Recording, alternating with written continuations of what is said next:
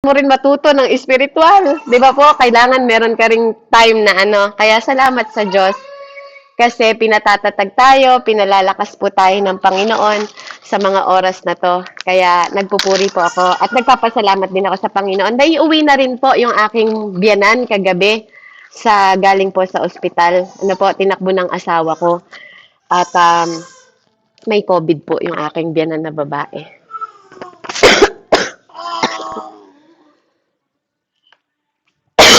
Kaya salamat po sa Diyos kasi nasaklolohan naman po siya ng asawa ko kagabi na dinala po sa emergency hospital. At salamat din po sa provision ng Panginoon, 'di ba, na andun yung provision ng Lord na hindi na natin kailangan na saan ako kukuha, 'di ba? Pag nasa Pilipinas kasi noon, saan ako kukuha? Hindi mo pag wala kang pera, hindi ka tatanggapin sa ospital, 'di ba? Kaya salamat po sa Panginoon talaga na tapat ang Diyos sa buhay natin, ano? Kaya yun po yung topic natin sa oras na to, gooder than good. So bakit ito po yung topic, no? Inspirasyon po mula sa Diyos. Amen. Hallelujah, na makita natin ang kabutihan po ng Panginoon sa ating mga buhay. Kaya po ngayon, pag-uusapan natin, yung topic po natin is gooder than good. Amen? The unchanging, generational nature of God promises. So actually, this is an Aden series din po yung ginagawa ko. So, ito yung pinaka-inimpress sa akin ng Lord na ihayag ko sa oras na to. Hindi ko alam kung ano yung mga pinagdadaanan nyo. Even ako kasi may personal din akong pinagdadaanan. Pero alam nyo ba, ang napakahalaga, no po, alam natin yung pangako ng Panginoon. No, mabuti siya higit pa sa mga mabuti sa mundong ito. Amen.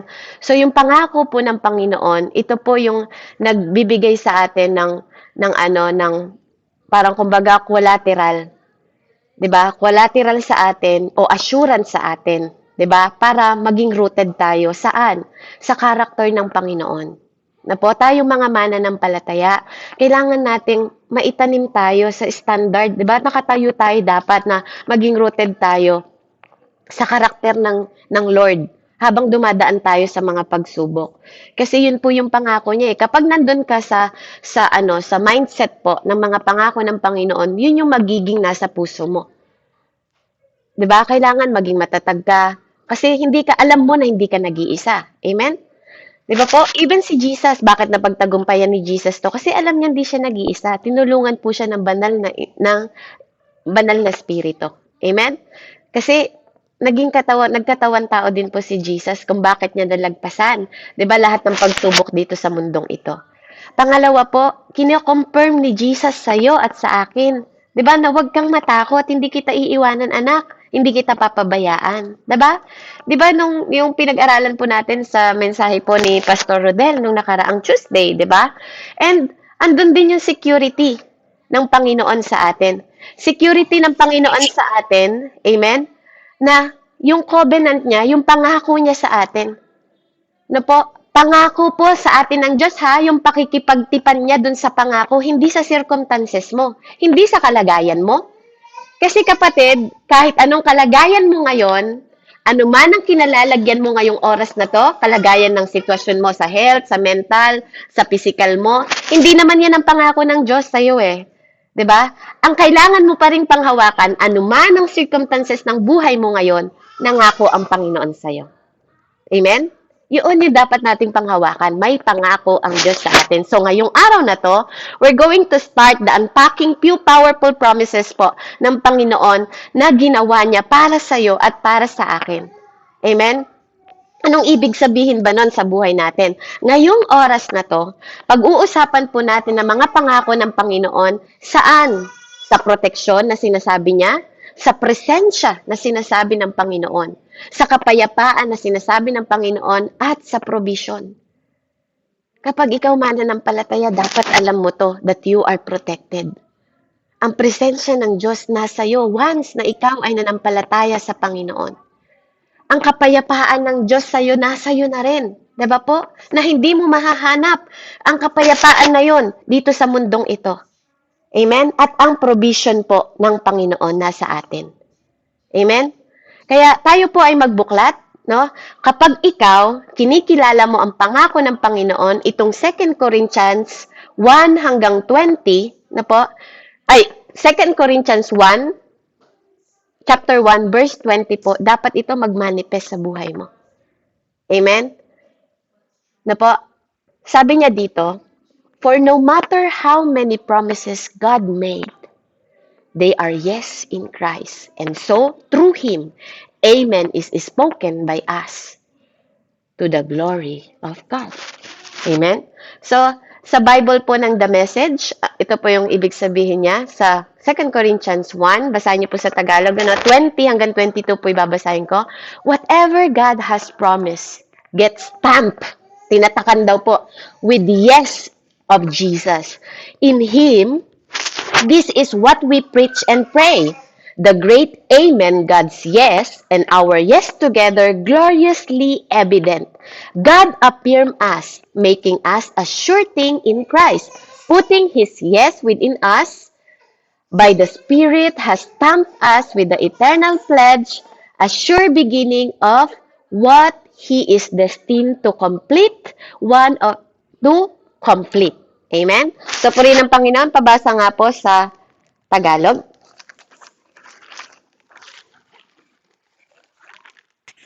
Ano po yun, sis Bed? Second First Corinthians One. po, 1:20 hanggang 22.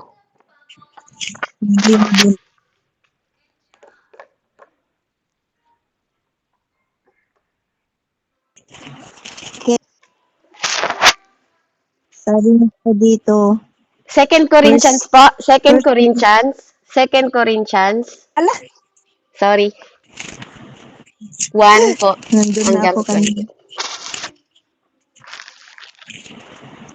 Dali lang. Nandun na ako kanina.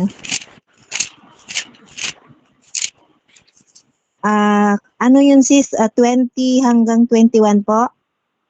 2022 po. Sabi niya po dito, sapagkat kay Kristo ang lahat ng pangako ng Diyos ay palaging oo. Dahil dito, nakakasagot tayo ng amen. Sa pamagitan niya, para sa ikaluluwalhati ng Diyos.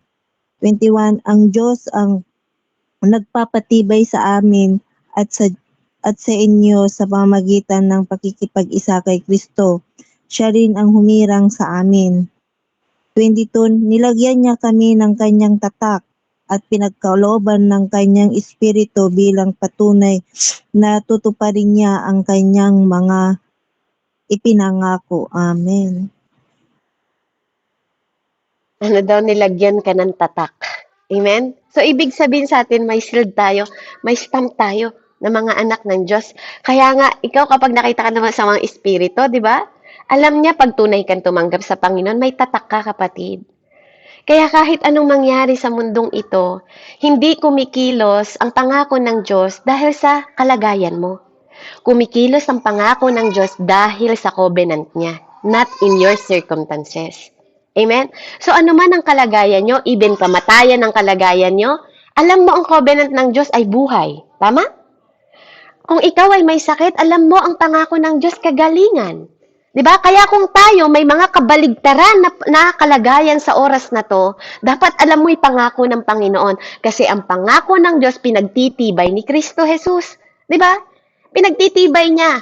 Diba? Na ang pangako niya is yes and amen. Bakit kayo, kapag may testigo kayo, diba? Pinagtitibay ng testigo mo. Tama? Kapag sa mga kaso, may judge, may nagpapatibay sa'yo kaya lumalakas ang kaso mo. Tama? Diba? Kapag pinagtatanggol mo yung sarili mo, pag humarap ka sa barangay hall ninyo, kailangan may magpatunay. Tama? Tayo, sino nagpapatunay sa inyo? Sino nagpapatunay sa akin? At sino ang nagpapatotoo sa lahat ng pangako niya? Mismong ang anak ng Diyos. Binasa niyo po, tama? Ang anak ng Diyos. Kung kaya mong magtiwala sa nagpapatotoong tao, ano pa? Sa anak ng Diyos na nagpatotoo. Tama? Na nagbigay ng buhay niya. Tama po ba? Kung akala mo, kung nakikita ng mata mo na hindi nababago yung sitwasyon mo, di ba? Kailangan mong makakita espiritual. Amen? So, ang isa po sa pangako ng ating Panginoon, nag-e-express ito sa atin na ang kanyang pangako po ay nagbibigay ng proteksyon sa iyo at sa akin at it is yes and amen. Pinapatotohanan niya yon. Kaya tayo nabubuhay sa mundong ito po. Sa mundong ito, maniniwala ba kayo, nag-a-agree ba kayo sa akin na lahat tayo dito obsessed sa protection? Di ba? Kung hindi tayo obsessed sa protection, anong ginagawa nyo kung hindi kayo obsessed? Di ba pag umaalis kayo, nilalak niyo yung bahay nyo? Baka may pumasok na magnanakaw, tama? Sinisigurado nyo, dapat sarado yung mga pintuan. Dito sa Amerika, meron kaming mga kamera sa bawat sulok ng bahay namin, even sa loob ng bahay namin. Parang nagsiset kami ng alarm na pag may tumutok pa lang sa kwarto na ay sa pintuan namin, tutunog na yung bahay namin, there's someone in the door, 'di ba? Alam namin agad. Yung iba, ginagawa namin, bumibili kami ng insurance dito sa Amerika para masunog man ang bahay namin, meron kaming pangpalit, binabayaran namin 'yon. Ka-charge po sa mga expenses namin. Amen? Kasi ganun tayo ka-obsess sa protection. Diba? Sa health natin, sumasama tayo sa PhilHealth, tama? Sumasama tayo sa mga kasi gusto natin maproteksyonan yung physical natin, mga kalusugan. Tayong mga tao, ganun tayo ka-obsess sa protection. Kailangan may backup plan tayo sa lahat ng bagay. Minsan nga, sa sasakyan, yung ibang tao dito, di ba, bumibili sila ng lisensyadong baril o dito sa loob ng bahay para pag may pumasok. O kaya gumagawa ng mga pang self-defense, di ba? Nagtatago yung iba minsan ng kutsilyo o kaya base bat na nilalagyan pa ng mga pako-pako para kapag may pumasok sa bahay nila, may gagamitin sila para pang depensa. 'Di ba? Tapos yung camera minsan buong maghapon nire-review 'yon. Nire-review namin 'yon para makita namin kung anong nangyari, 'di ba? Ganon sa ganon dito sa Amerika. Ganon po ganon kami ka sensitibo sa para ma-avoid namin yung mga risk na pwedeng mangyari. 'Di ba? Dito sa mundo, dito sa buhay namin, dito sa sitwasyon at kalagayan namin sa lugar namin. Kayo din po. Nilalagyan niyo na screen yung inyong mga bahay para hindi rin pumasok ang mga lamok, protection sa mga sakit na dengue. 'Di ba? Protection sa screen ng mga bintana. Bakod ng mga bahay, 'di ba? Para walang pumasok na trespasser, tama? Kasi gusto nating mag-build ng wall to keep out the danger sa buhay natin. Tama? Para proteksyonan yung danger. Kasi kailangan natin, kung pwede lang na idalangin natin na I wish na mahinto natin na tayo kahit tayo lang mismo na physically natin, mahinto natin lahat ng panganib. Gagawin natin di ba? Para sa mga mahal natin sa buhay. Ganun tayo ka-obsess sa proteksyon, mga kapatid. Na kahit sabihin natin na may Panginoon na, gumagawa pa rin tayo ng mga paraan para maproteksyonan yung paligid natin o yung pamilya natin. Even ang sarili mo. Amen? Sa physical at sa emotional. We do the same thing. Di ba? Kahit sa emotional, pinoproteksyonan mo yung sarili mo. Sino hindi mo maproteksyon sa sarili mo sa emotional? Di ba? Nagpuput ka ng barrier sa mga taong nanloloko sa'yo. Lumalayo ka sa mga tao. Bakit? Pinoproteksyonan mo yung kapayapaan mo. Diba? Sa lahat ng mga nanloko sa'yo at sumira ng tiwala mo. Amen? Diba? Hindi ka na nagtitiwala. Bakit? Pinoproteksyonan mo. Tama po? Pinoproteksyonan mo yung sarili mo. Kasi kailangan mong magtiwala sa mga taong katiwa-tiwala. Amen?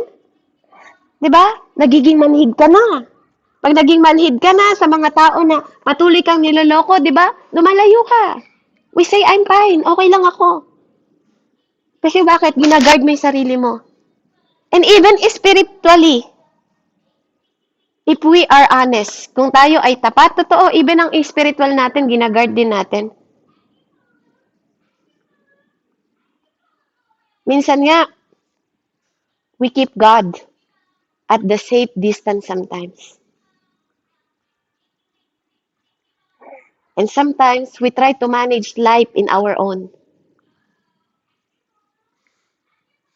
Diba? Minsan, nagagawa natin lumayo sa Panginoon kasi sinasabi natin kaya natin.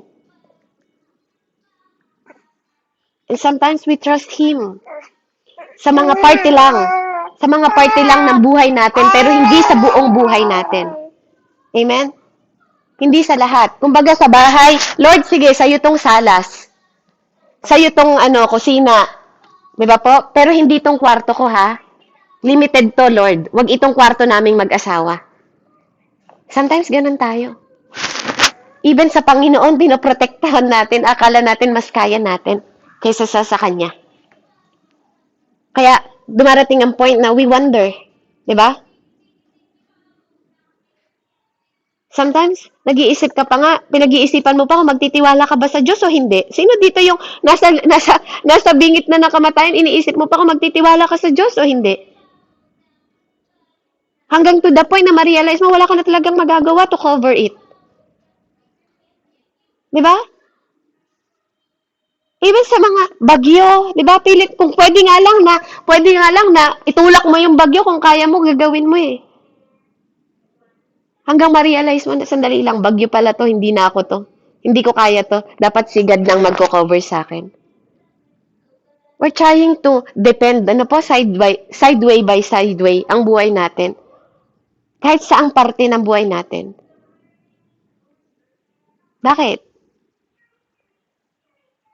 Bakit po? Kasi alam natin, deep down,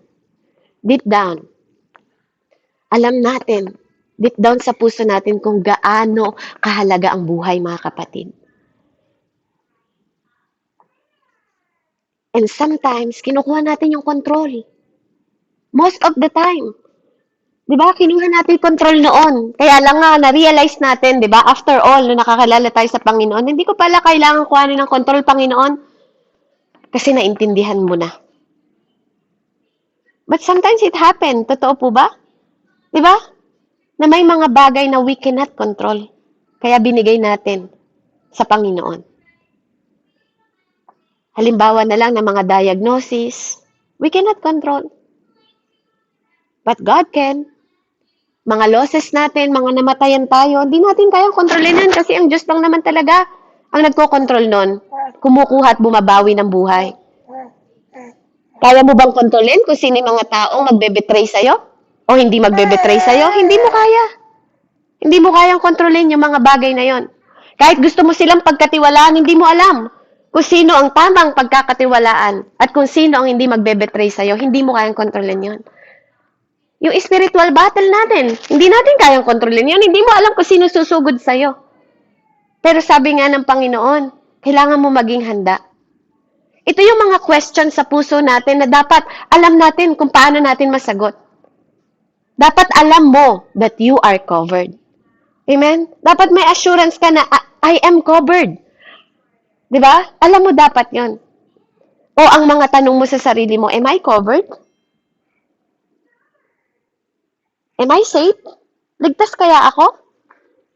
Is really God watching over me? Pinapanood ba talaga ako ng Panginoon? Amen? Yun yung mga tanong. No po, ngayon, ano man ang pinagdadaanan yung mga kapatid, I believe God is talking to you right now.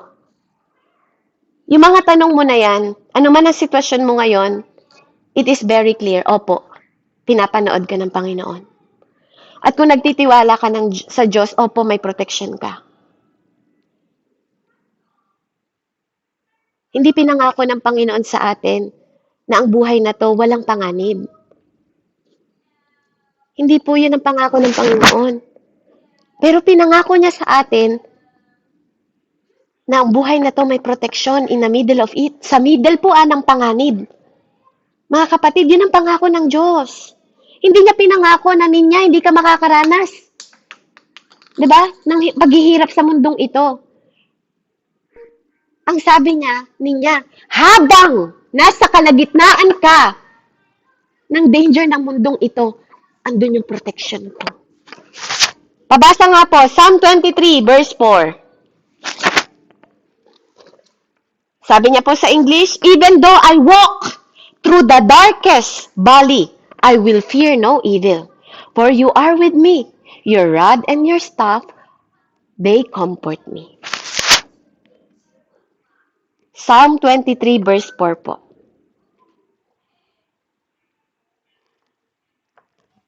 Yan ang sabi ko awit dito. po yan. Sige po. Ayan, sige. Sabi po dito sa awit 23 verse 4, dumaan man ako sa madilim na libis ng kamatayan. Wala akong katatakutan, pagkat ikay aking kaagapay. Ang tungkod mo at pamalo, aking gabay at sanggalang. Amen po. Amen. Praise the Lord. Ate Billie Jean, hindi niya pinangakong hindi ka dadaan sa kadiliman. Dadaanan mo siya. Tama? Pero wag kang matakot, sabi niya. Kasi ang tungkod daw niya at ang staff niya, di ba? Ang comfort mo. Pero kasi tayong mga tao, ayaw natin dumaan. Di ba? Ayaw natin dumaan. Ayaw mong dumaan, ayaw kong dumaan. Pero that's the instruction ng Lord. Dumaan ka para makita mo. Amen? So ano yung key truth dito? Ano yung katotohanan dito? God does not promise to keep us away from the valley, mga kapatid. He promised to protect us through it. Daanan mo lang. Lakaran mo lang. He promised to protect us through it. Amen? John 16:33 po. Si Jesus mismo po ang nagsabi, I have told you these things so that in me you may have peace. In this world you will have trouble. But take heart, I have overcome the world. John 16:33 po.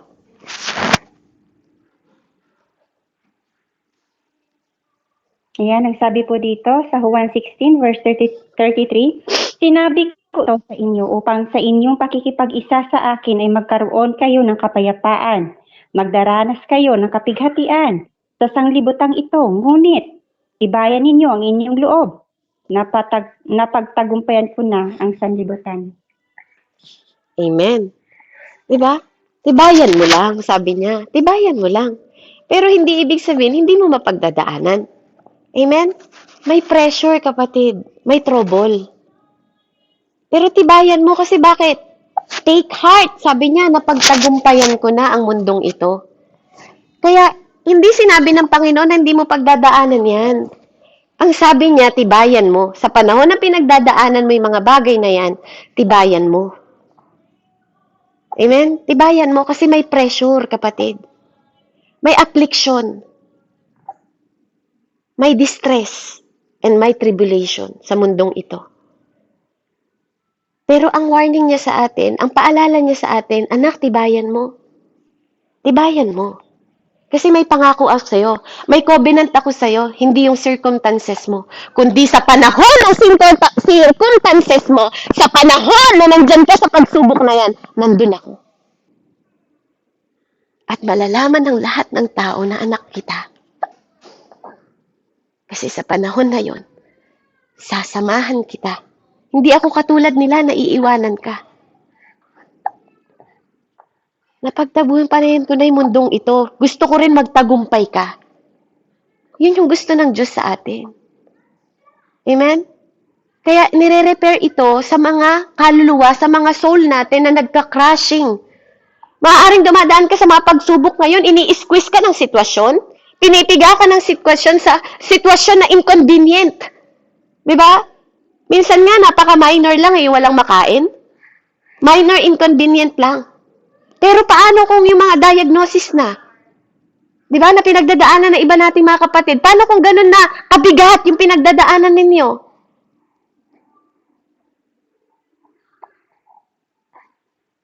Alam niyo po, kung ano yung isang bagay na gustong-gusto ko about kay Jesus Christ. He doesn't sugarcoat life. Hindi pinakita ni Jesus nung nabubuhay siya sa mundong ito na masarap ang buhay. Kahit basahin niya yung kwento. Bakit ako nagpapabasa sa John, sa mga kapatid na mga under ng discipleship? Kasi gusto ko makita nyo kung paano pinagdaanan ng Panginoon mismo ang mundong ito. Hindi siya nag-sugarcoat. Nahirapan siya. Sinabi ba dyan na hindi siya inampas? Duguan pa nga pag-agpas pa nga sa kanya, sumasama yung mga laman. Hindi niya sinabi na masarap ang buhay sa mundo. Pero anong ginawa ng Panginoon? He acknowledged. Tinanggap niya physically, emotionally, and spiritually kung ano yung dumating sa buhay niya. Tinanggap ng Panginoon yung mga pagsubok na yon. Lahat ng pinagdaanan niya, kahit gustong-gusto niya nang sumuko, pero dahil iniisip ka niya, nagtagumpay siya. Kasi wala nang ibang paraan. Wala nang makita ang Diyos na tapat sa mundong ito, kaya yung anak na lang ang sinugo para sa atin at para sa'yo. Kaya sana sa panahon ng trouble mo, maisip mo rin yung presence ng Panginoon. Kaya hindi ibig sabihin nasa presensya ka ng trouble ngayon doesn't mean absent si God. Hindi ibig sabihin nasa kagipitan ka ngayon, 'di ba? Hindi ibig sabihin nasa kasakitan ka ngayon. Hindi ibig sabihin nasa pagsubok ka ngayon. Ibig sabihin absent ang Diyos.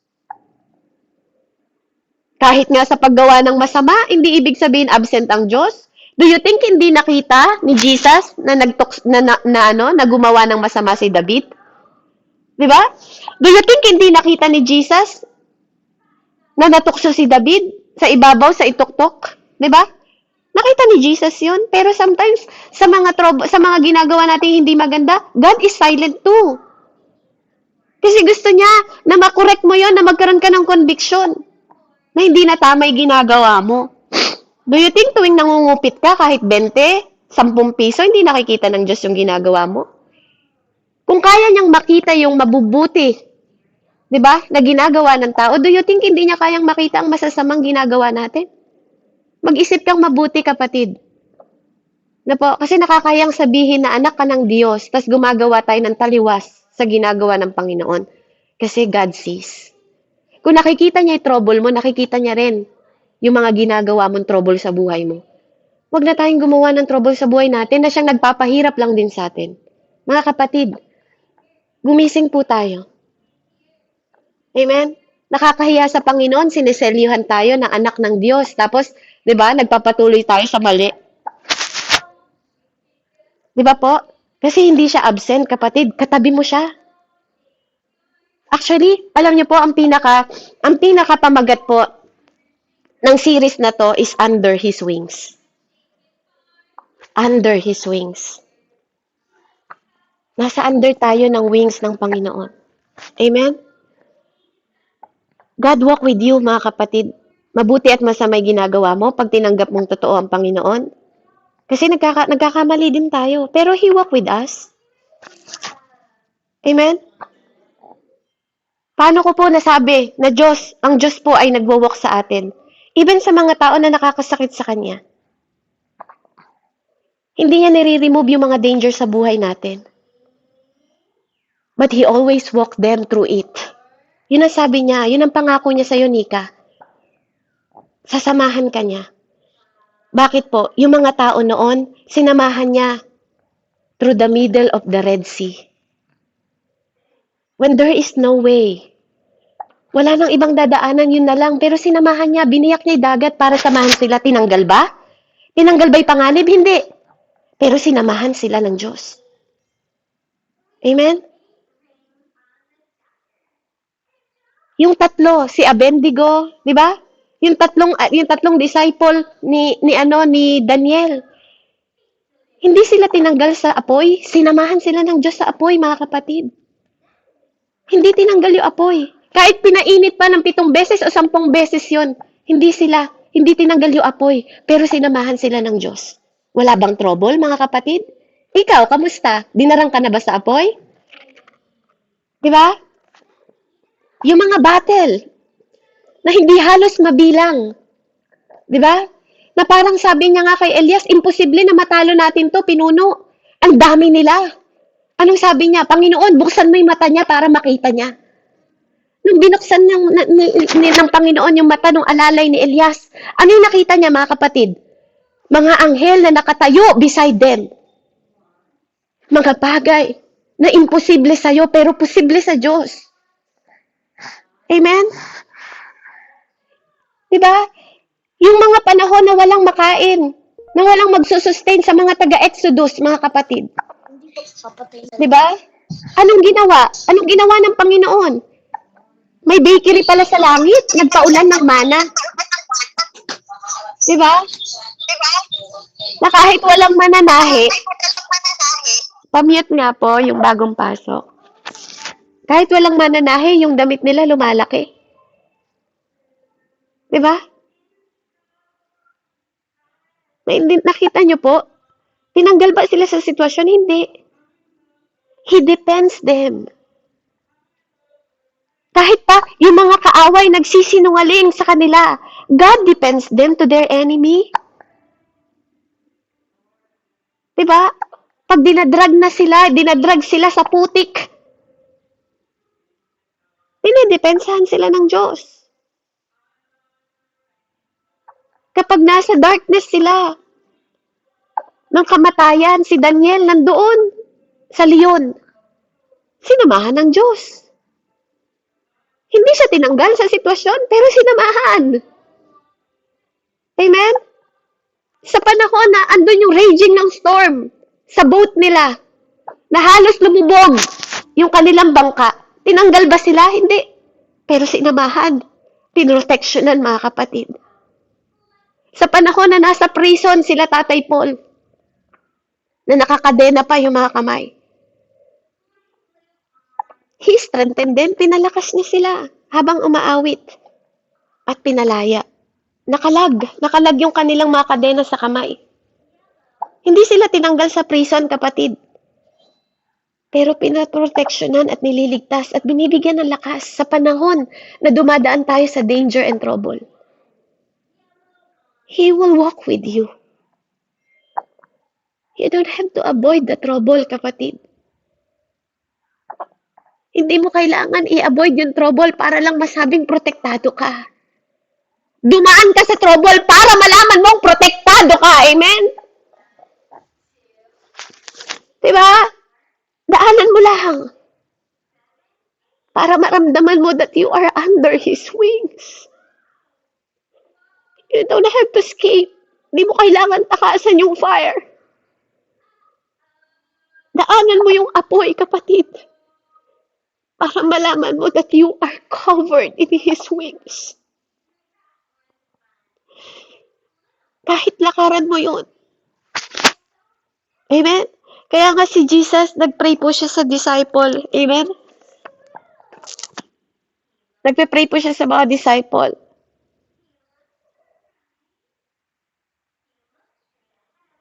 Na gusto niya na maging mapalapit sila sa Panginoon. During sa final moment po ng bundong ito, napatawarin tayo, di ba? Kasi di natin alam yung ating ginagawa.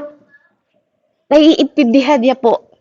Amen? Naiintindihan po ng Panginoon yung kanyang ginawa para sa ating lahat. Na kahit sa kabila po ng kamatayan na pagdadaanan niya, amen? Hindi po tinakasan ng Panginoon. Kasi alam niya yung dahilan kung bakit. At kailangan po maintindihan din natin yung ating hardship. Amen? Na may mga darating pa in the future natin. Pero kapatid, take heart. Magpakatatag ka. Amen? Magpakatatag ka. Kasi hindi pa po tapos. Amen? Kaya patuloy po natin ma-experience nawa kung paano din yung experience ng hardship nila noon.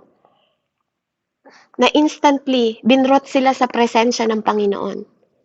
Habang sila ay nagtitiwala at nananalangin sa Panginoon. Di ba po? Maso-surprise ka na lang. Amen? Pabasa po, John 17:15 po. Sabi ng Panginoon, I am coming to you now.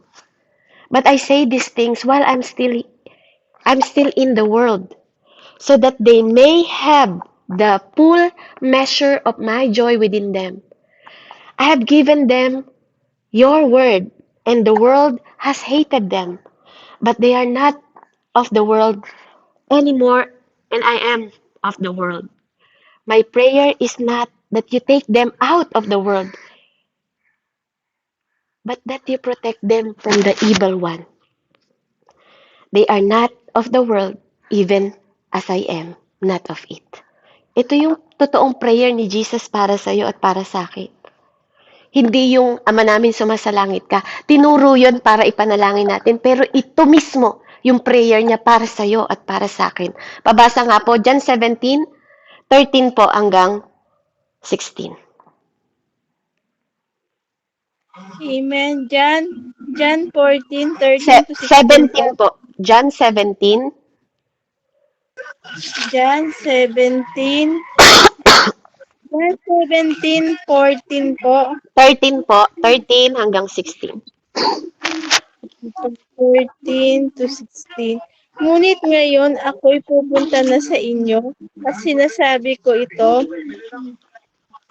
habang ako'y nasa sanlibutan pa upang mapuspos sila ng aking kagalakan na ibigay ko na sa kanila ang iyong salita at kinabuutan sila ng mga tao sa sanlibutan ito sapagkat hindi na sila taga-sanlibutan tulad ko na hindi taga-sanlibutan.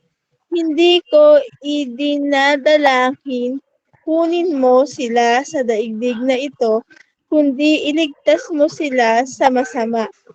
Hindi sila taga-sanlibutan tulad ko na hindi rin taga-sanlibutan.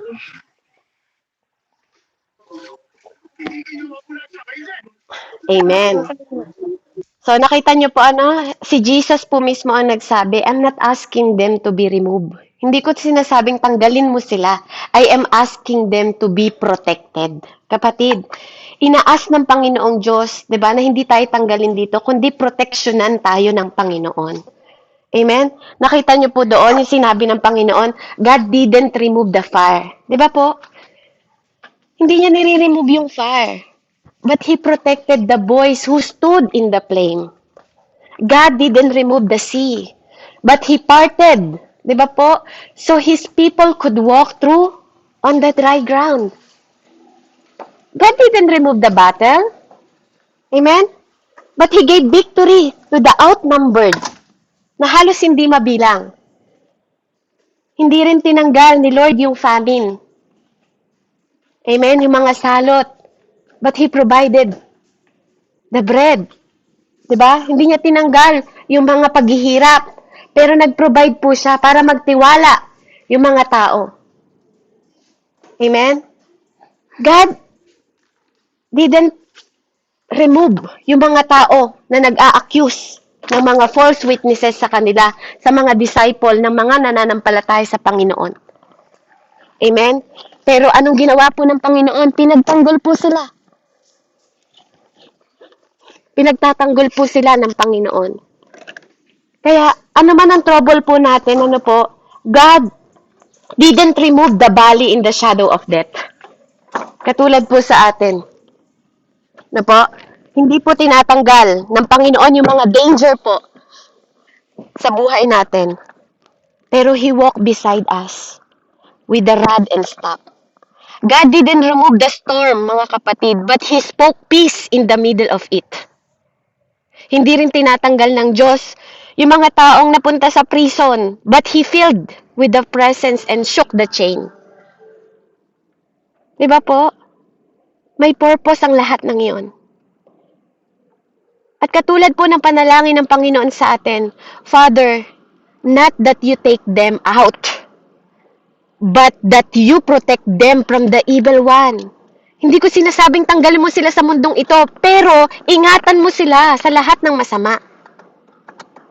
So kapatid, you don't have to be removed from trouble to be protected in it. Hindi natin kailangan mawala sa trouble para lang masabi na protected tayo. Hindi natin kailangan i-escape sa storm para makita natin that we covered by His peace. You can walk through it under His wings, mga kapatid. That's why, ito po yung dahilan kung bakit sinasabi niya na we are dwelling. Napakahalaga ng salitang tayo po ay nakadwell sa Panginoon in His wing. Diba? Because a storm will come, mga kapatid. Ang bagyo po ay darating. Ang apoy din, diba? Ang mga fire will rage. And the valley will deepen. Pero ang tanong, kapag ba na-face mo yung mga trouble na to, di ba po? Kapag ba naharap mo yung mga trouble na to, will you stand? Will you stand to expose yourself? Or will you stand to cover under His wings?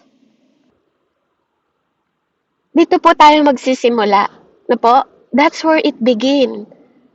Protection is not sometimes to visit life fall apart. It's sometimes you dwell in every day. Ang protection po, hindi ito sa panahon lang na may pagsubok ka. Kailangan alam mo, lumalabas ka pa lang ng bahay, paggising mo pa lang, pagbangon mo pa lang na hinagaan mo, alam mo, protected ka.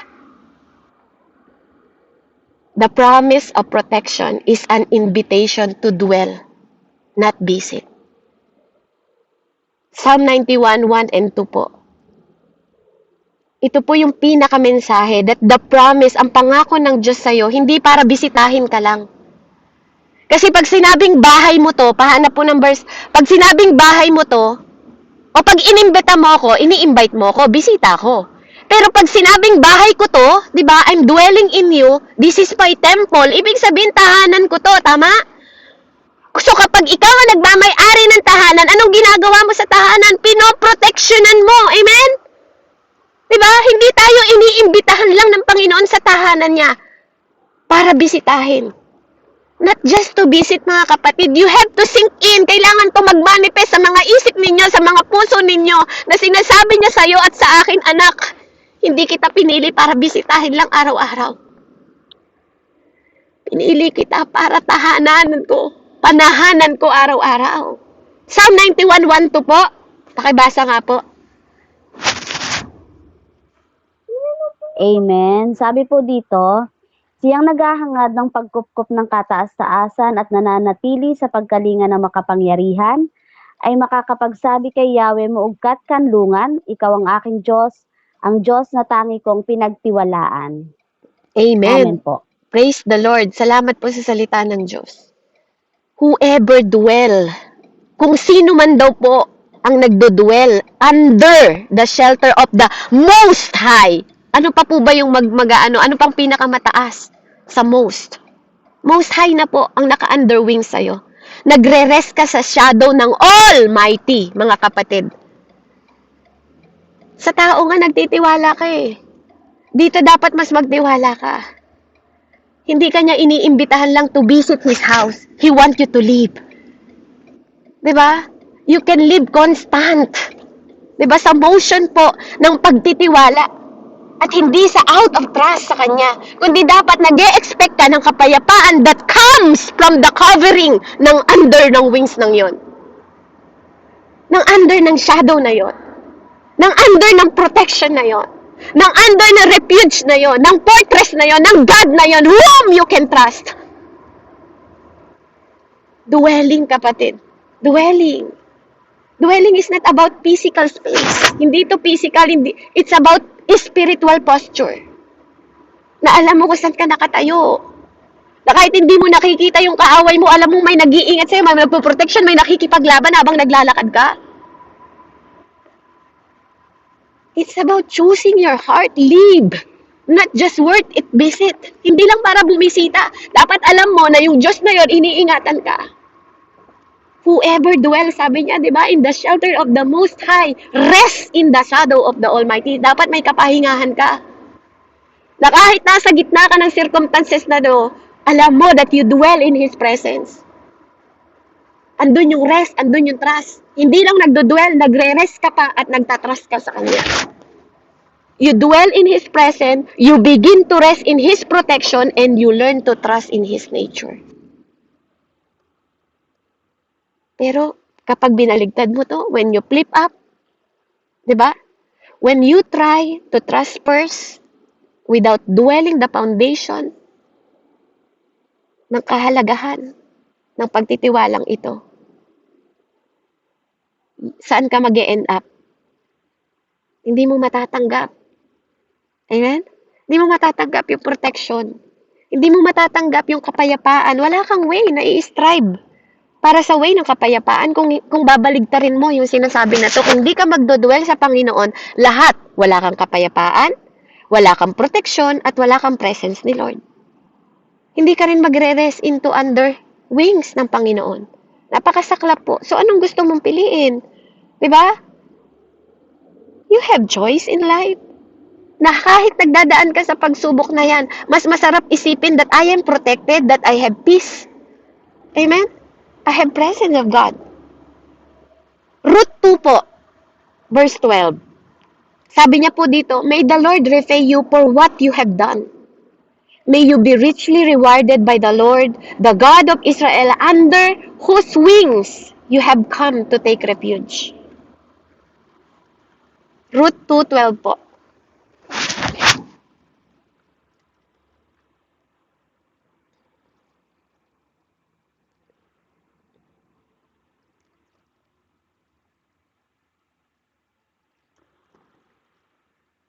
Ayan. Hallelujah.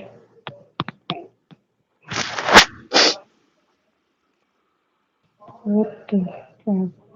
Ayan, ang sabi po dito sa Root 2:12. Hallelujah. Pagpalain ka nawa ni Yahweh dahil sa iyong ginawa. Gantimpalaan ka nawa ni Yahweh, ang Diyos ng Israel. Sapagkat sa Kanya ka lumalapit at nagpakupkup. Amen po. Amen. Hindi ka nagpakupkop sa kapitbahay mo. Hindi ka nagpakupkop sa asawa mo. Hindi ka nagpakupkop sa kaibigan mo. Nagpakupkop siya sa Diyos, mga kapatid. Our God become her refuge. Si Ruth. Amen? So, how do you dwell in His presence? Paano, kapatid? Sa lahat ng, diba? Through proximity, through presence, through practice dapat. Ano man ang pinagdadaanan mo, pinapractice mo. Ano po? Yung presence ng Lord, dapat nararamdaman mo. Kaya, sige po, buuin natin. Ano po? You dwell by priorities His voice. Ano po? First point natin, you dwell by prioritizing His voice. Ano po? Kailangan mag-dwell tayo na i-prioritize natin na marinig ang tinig ng Panginoon. Naririnig mo siya, ano man ang sitwasyon, dapat mas maingay yung boses, mas naririnig mo yung small voice ni Lord kaysa sa voice ng mundong ito o ng sitwasyon mo. Kasi sabi ng Panginoon sa Matthew 4:4, Jesus answered, it is written, man shall not live on bread alone, but on every word comes from the mouth of God. Dapat mas malakas yung pandinig natin, lalo na sa mga sitwasyon na hindi natin alam kung saan tayo pupunta, dapat mas malakas. Diba? Yung salita ng Panginoon, yung mga pangako ng Panginoon sa atin kaysa sa problema. Kailangan mag-dwell tayo in His Word. Sa mga pangako niya, become more than reference point natin. Ito yung maging foundation natin sa isip natin, sa pananalita natin, at sa pamumuhay natin, mga kapatid. Yung salita ng Diyos. Kaya nga, ang pagbabasa po ng salita ng Panginoon is not obligation. It is oxygen. Buhay to. Hangin natin to. Na mag-dwell para mapid tayo ng katotohanan, mga kapatid. Kaya tayo nag-aaral na salita ng Panginoon. Second point po natin, you dwell through the consistent conversation. 1 Thessalonians 5:17, pray continually. Dwelling sa presence po ng Panginoon is not about single moment of prayer. It's a posture. Ano po? Hindi yung nagdasal tayo, tapos nababagabag pa rin tayo. Dapat may posture ka, mayroon kang foundation, di ba po, na yung puso mo, yung isip mo, na conversation sa Panginoon throughout the day, di ba? Throughout your day. Kahit nagdadrive ka, hindi naman, di ba, kahit nagdadrive ka, andun yung mind mo sa Lord. Kahit nagluluto ka, kahit naglalakad ka, nasa meeting ka, di ba? Pinuput mo yung kids mo sa bed, andun pa rin. Diba? You are dwelling when your life become, ang dialogue mo is with your Father. Ang laging bukang bibig mo ay ang Panginoon. Amen? Hallelujah. Third point po, you dwell by turning to Him in worship. Pag sinabing dwelling po is not about finding a perfect place. Kahit pa banyo yan. Kahit saang lugar pa po yan. He is a spirit God.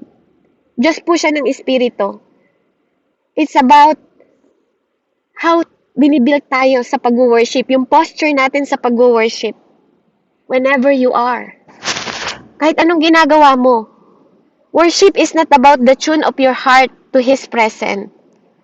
It is paano mo masiship yung anxiety mo nang may kapayapaan ka, paano mo ma-overcome na magtiwala ka kahit na may takot. Diba? Kahit na may takot ka. Paano mapapalitan ng faith yun? Kapag nag-worship tayo sa sasakyan, ako po nararanasan ko sa kitchen, sa quiet moment mo, you choosing to live. Ibig sabihin, pinipili mo na mabuhay sa presensya ng Diyos dahil alam mo that you are covered by Him. Na nakadependent ka sa Kanya, nakadepende ka sa Kanya. You are dwell under His wings when you make worship your first respond. Kapag yun ang first respond mo na, sandali, magpe-pray ako. May circumstances, sandali, di ba? Yun ang respond mo, not your last resort.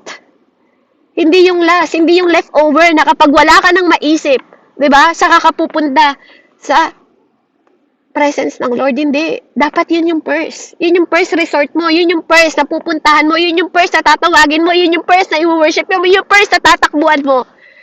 Hindi yung mga kaibigan. Hindi si pastor. Dapat siya. Amen? Kasi that's the humility. Diba? Ang pagpe-pray po, it's the sign of humility na alam mong lumuluhod ka kaagad sa panahon na ikaw ay dumadaan sa circumstances na kahit nandito ako, Panginoon, alam ko that I am covered with your wings. Na kahit daanan ko tong bali na to, that you are with me with your rod, sasamahan mo ako. Amen?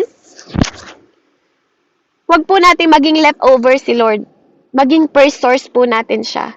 Hayaan mong ang resources ni Lord ang gamitin niya para tulungan ka. Amen? Purihin po ang Panginoon. Huwag tayo masyadong magtiwala sa mga paligid natin. Ano man na nakikita ng mata nyo, may mga bagay na hindi kayo nakikita na ginagawa ng Diyos. At sa panahon na kayo ay nasa pagsubok, doon din yung panahon that God is more closer to you. Hindi siya malayo. Hindi siya malayo. Nakikita niya nga bawat patak ng luha mo. Actually, sinasalo niya. Iniipon niya sa botelya. Sabi niya yun eh. Hindi ko sabi yun. Sabi ng Lord yun. You have to rest. You have to dwell and rest and trust sa Lord. Kahit nang nakikita mo, hindi na. Mga imposibleng bagay na. Gusto ng Lord sa'yo, sinasabi niya sa'yo at sa akin ngayon, anak, magpahinga ka sa akin. Magtiwala ka sa akin. Sasamahan kita. I will cover you in my wings. Kahit dumaan ka pa sa valley of death, kasama mo ako. At kahit dumaan ka pa, at kahit umupo ka pa sa lamesa ng mga kaaway mo, kasama mo ako. Pagtatagumpayin kita, sasamahan kita. Pero kailangan mong mag-dwell. Kailangan mong magtiwala sa Diyos. Kailangan yun eh. Yun yung part na instruction ng Diyos. You have to dwell in Him para makita mo na sa lahat ng mga pagsubok mo, hindi tao ang naging kasama mo, kundi ang presensya ng Panginoon na nag-cover sa'yo in His wings. Purihin po ang Diyos and to God be the glory. Let's pray. Dali lang po, lulod lang ako. Hallelujah. Hallelujah, Lord. I thank you. I thank you. Kasi kailangan namin yung salitang to. Kailangan namin, Panginoon, yung mga salitang ito ngayon, sa oras, Panginoon, na aming mga pangangailangan.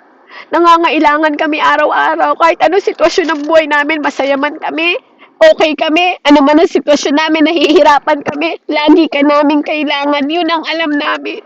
Kaya Lord, cover us with your wings at ang buong pamilya namin at lahat ng mga kapatid ko sa loob ng gawain na to, ano man ang mga sitwasyon nila, Panginoon. Lord, let them feel that your presence is with them. That you love them, Panginoon. Mas mahal mo sila kaysa sa pagmamahal nila sa mga mahal nila sa buhay. Na matuto kami na ipagkatiwala sa iyo yung mga mahal namin dahil mas higit mo silang iingatan kaysa sa kayang pag-iingat namin. Na kahit anong oras, oh God. Kaya, Lord, itinataas ko sa iyo ang lahat ng kanilang mga mahal sa buhay, lahat ng laman ng puso nila, lahat ng mga panalangin nila sa oras na to, itinataas ko sa trono mo sa oras na to at sa iyong paanan, Ama. I-touch mo po sila ngayong gabing ito. Sila at ang kanilang buong pamilya, ang kagalingan, ang maranasan ng bawat isa, ang presensya mo, ang protection mo, yung divine protection mo, O God, at kagalingan ng bawat isa, Panginoon, sa pangalan ni Jesus, lahat ng provision nila nila, Panginoon. Makakamtan nila, Panginoon, sa pagtitiwala sa iyo, na hindi ka sinungaling na Diyos, na hindi ka bigay at hindi ka bulag. In the mighty name of Jesus, Lord God, you give your life, Panginoon, sa amin. Wala nang bagay na hindi ka kayang ibigay. Kaya salamat, Panginoon, sa peace, salamat sa rest, salamat sa protection, salamat, Panginoon, sa comfort mo ngayong gabi sa bawat isa sa amin. In the mighty name of Jesus, I pray. Amen and amen. Glory to God po, and God bless po sa bawat isa. Purihin po ang Panginoon. Amen. Ayan. Praise God. Sa buhay mo po, Sis Bev, sa napaka